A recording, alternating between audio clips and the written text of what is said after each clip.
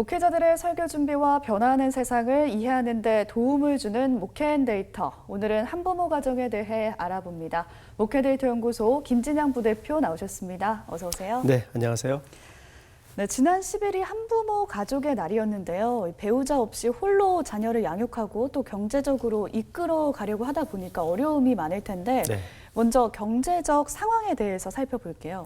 네, 2018년도 조사 결과를 보면요. 한부모 가구가 한 달 평균 수입을 봤더니 220만 원으로 조사됐습니다.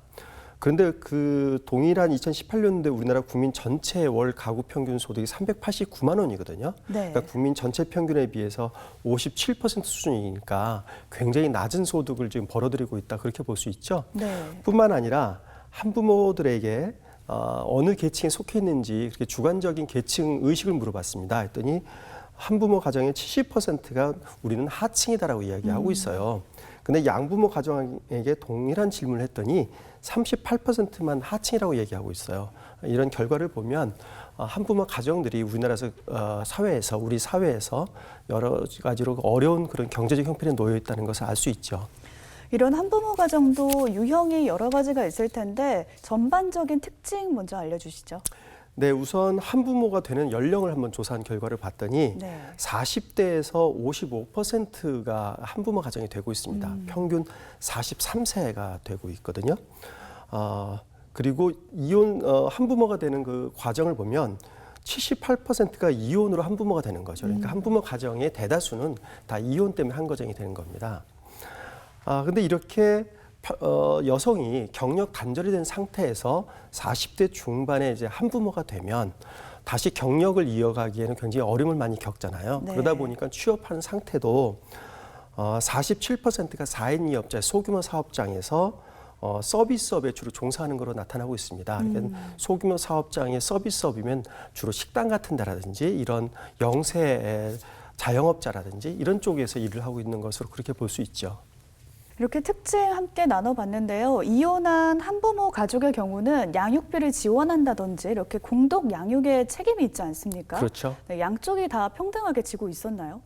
예, 조사 결과를 보면 상당히 좀 놀라운 그런 조사 결과가 나옵니다. 전 배우자에게서 양육비 받은 경험을 조사했더니 무려 73%가 받은 적이 없다라고 이야기하고 있습니다. 그러니까 4명 중에 3명은 양육비를 전 배우자로부터 받지 못했다고 이야기하고 있고요.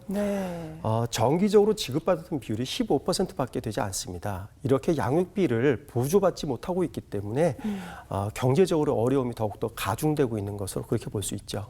그러다 보니까 한부모 가정은 좀 소득과 연관이 있는 양육비라든지 교육비에 좀 큰 부담을 느낀다고요? 네. 미취학 자녀를 둔 한부모 가정과 초등학생, 중학생 자녀를 둔 한부모 가정한테 물어봤더니요.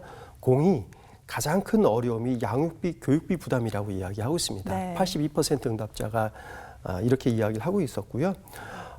그 다음에 2위로 나타난 거는 좀 다른데 미취학 자녀 같은 경우는 자녀를 돌봐줄 사람을 구하는 문제, 중학생 이상은 자녀 진로를 지도하는 문제에서 어려움을 겪고 있다, 이렇게 이야기를 하고 있습니다. 어쨌든 결과를 보면 양육비라든지 교육비에서 경제적으로 많이 쪼들리고 있다, 이렇게 볼 수 있죠.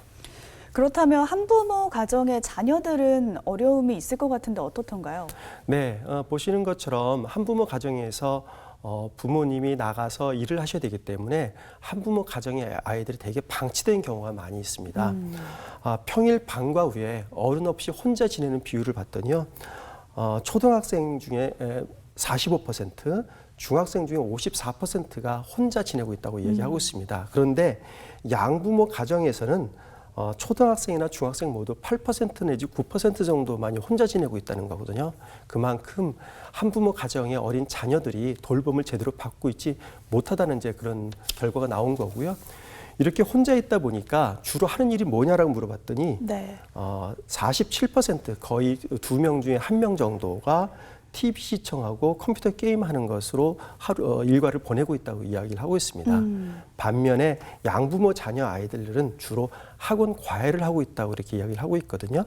그러니까 돌봄과 교육 지도가 제대로 안 되고 있기 때문에 한부모 가정의 아이들이 여러 가지 그런 어려움들을 많이 겪고 있습니다. 말씀하신 그 한부모 가정의 비율이 통계청 조사를 보니까 10가구 중에 1가구라고 하더라고요. 그렇게 점점 비율이 늘고 있는 상황 속에서 우리 교회에게 주는 시사점이 있다면 어떤 게 있을까요? 네, 앞에서 보신 것처럼 한부모 가정 되는 그런 경로가 주로 이혼 때문에 많이 되고 있는데요. 네. 2019년도 이혼 건수가 11만 8천 건입니다. 최근 5년 만에 가장 높았는데요.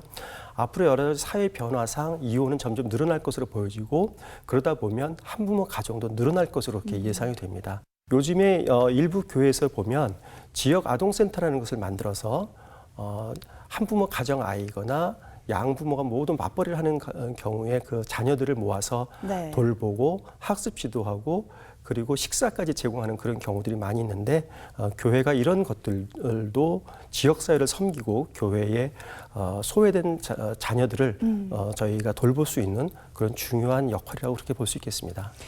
그렇죠. 사실 한부모 가정이든 뭐 양부모 가정이든 돌봄의 공백이 있는 곳에 교회가 나서서 함께 할 일을 찾았으면 좋겠습니다. 네, 매우 중요하다고 보여집니다. 네, 오늘 말씀 감사합니다. 지금까지 세상과 교회 흐름을 통계로 살펴봤습니다. 목회데이터 연구소 김진양 부대표 함께했습니다. 고맙습니다. 네, 감사합니다.